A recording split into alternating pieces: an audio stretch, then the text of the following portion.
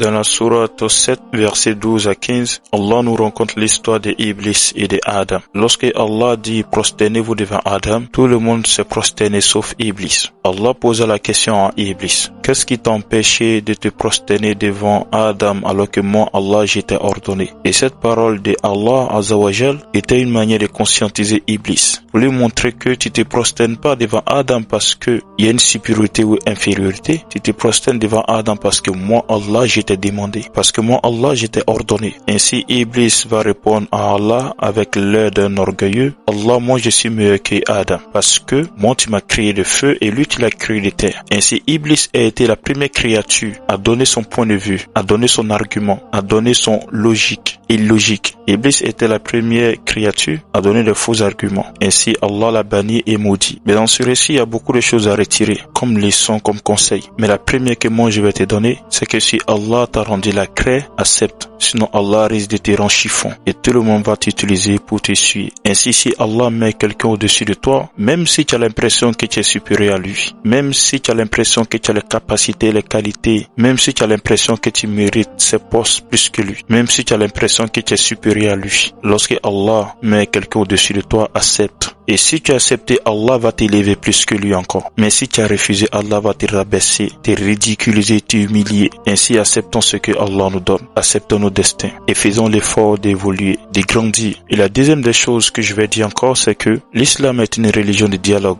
d'échange. On a vu l'exemple avec Allah et Iblis. Allah n'a pas dit, moi je suis supérieur, tu n'as pas discuté avec moi. Allah échange avec Iblis. Il lui-même pose la question, pourquoi tu as fait ça? Iblis parle, il donne ses arguments. Et Allah aussi parle. Ainsi, Allah a même échangé avec le diable et il a mis la parole du diable dans le Coran. Ainsi, quel que soit ton rang social, faut dialoguer, faut échanger. Parce que lorsqu'il y a dialogue, il y a une compréhension. Et s'il y a une compréhension, alors il y a une paix, il y a une réconciliation. Mais lorsqu'on brise les dialogues, alors chacun reste de son côté et se méfie de l'autre. Ainsi, faisons très attention. Et la troisième des choses que je vais ajouter, c'est que l'islam nous encourage à réfléchir, à dialoguer, à argumenter. Mais c'est pas dans tout on doit argumenter. Parce que Iblis a essayé d'argumenter les propos. Il a dit je suis meilleur que Adam. Iblis lui il a regardé le côté physique et non le côté spirituel. Ainsi il y a des choses qui sont dans l'islam, on ne peut pas comprendre, on peut accepter parce qu'on fait confiance en Allah. Mais donner des arguments avec notre petite intelligence pour dire si Allah a dit cela parce qu'Allah a dit cela,